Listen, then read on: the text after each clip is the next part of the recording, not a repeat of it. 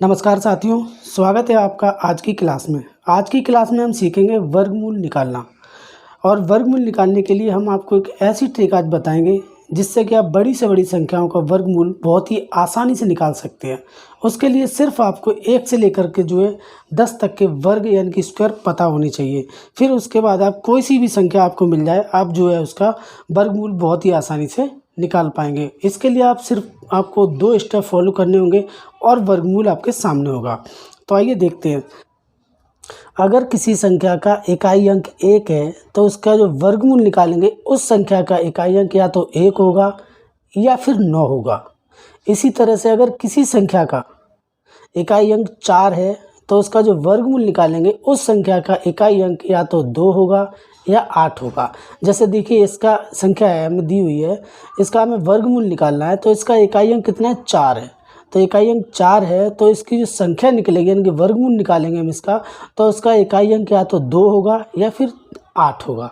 ठीक है। इसी तरह अगर किसी संख्या का इकाई अंक 6 है तो उसकी जो वर्गमूल निकलेगा उसकी जो संख्या का इकाई अंक या तो 4 होगा या फिर 6 होगा। ठीक है। इसी तरह 9 है, 9 अगर किसी संख्या का इकाई अंक है तो उसका जो वर्गमूल निकालेंगे तो उस संख्या का इकाई अंक या तो 3 होगा या फिर 7 होगा। और एक बात, इनका जो सम होता है दोनों का, यानी कि इन दोनों का सम होता है वो हमेशा 10 होता है, यानी कि इन दोनों का सम 10 होगा। देखिए, 1 और 9 10, 2 और 8 10, 4 और 6 10 होते हैं, 3 और 7 10 होते हैं। एक और मेन बात इम्पोर्टेंट, देखिए किसी संख्या का यानी कि किसी वर्ग संख्या का इकाई अंक 2, 3, 7, 8 और सिंगल जीरो कभी नहीं आएगा। देखिए अभी ये जो वर्ग दे रखे हैं इनमें किसी भी संख्या में आपको 2 नहीं मिलेगा। देखिए पहले में 1 है, 1, 4, 9, 6, 5, 6, 9, 4, 1 और 0, यानी कि 0 में 100 है। डबल जीरो तो आ सकता है पर सिंगल जीरो कभी नहीं आएगा। इसलिए किसी भी वर्ग संख्या का इकाई अंक 2, 3, 7 और 8 और सिंगल जीरो कभी नहीं होगा। अगर ये अंक आपको इकाई अंक में मिल जाए तो समझिए वो पूर्ण वर्ग संख्या नहीं है। ठीक।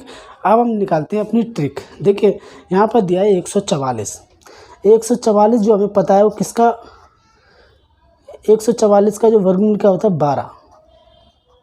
12 होता है। ठीक।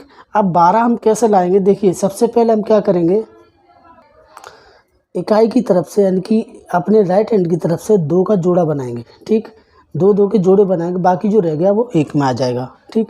अब ये 4 है, इसका इकाई अंक क्या है, 4 है। तो हमने बताया था अगर किसी संख्या का इकाई अंक 4 है तो इसका जो संख्या निकली उसका इकाई अंक या तो 2 होगा या होगा 8। तो ये 2 हो गया, ये हो गया 8। ठीक है। ये तो हमने निकाल लिया कि हाँ या तो ये 2 होगा या फिर 8 होगा। अब हमें ये पता चल गया कि इसका इकाई अंक या तो 2 होगा या 8 होगा। इन 2 को हम कैंसिल कर देते हैं। ठीक। अब रह गया 1। अब 1 हमें ऐसा देखना है कि 1 जो है किन 2 वर्ग संख्याओं के बीच में आ रहा है।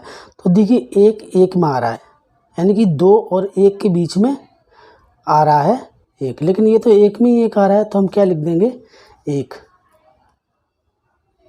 लिख दिया, 1 लिख दिया।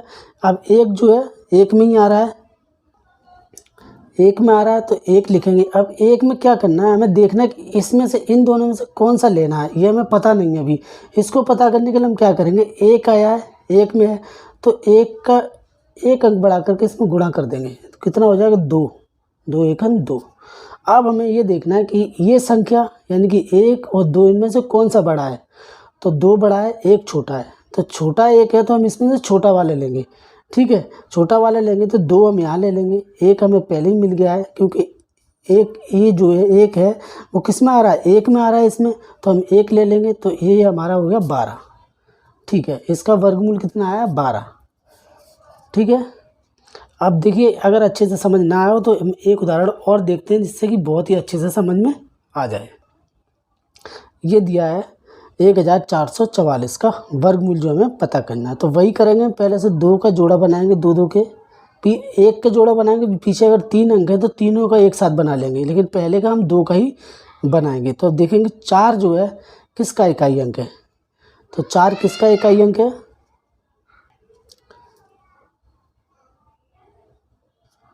तो 2-2 के जोड़े बना लेंगे हम। अगर इसमें से हम पहले का 2 का जोड़ा बनाएंगे, अगर 3 अंक बाद में बच जाते हैं हम 3 का भी एक साथ ही जोड़ा बनाएंगे, लेकिन पहले का 2 लेंगे।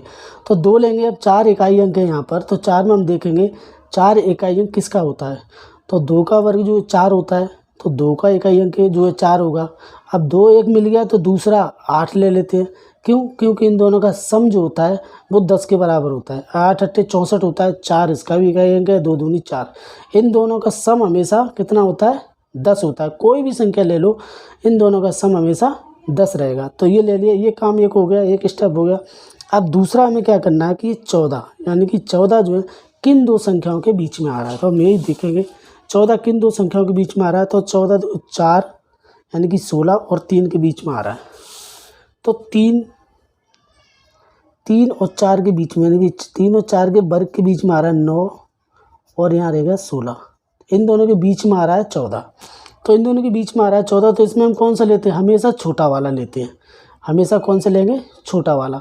तो 3 जो हमें यहाँ ले लिया, 3 मिल गया। अब हमें इसमें से ये देखना है कि इन दोनों में से हम कौन सा लिखें यहाँ पे। तो इन दोनों में लिखने के लिए दूसरा स्टेप क्या होता है? तो इनका और इनका, यानी कि 3 और 4 का आपस में गुणा कर लो।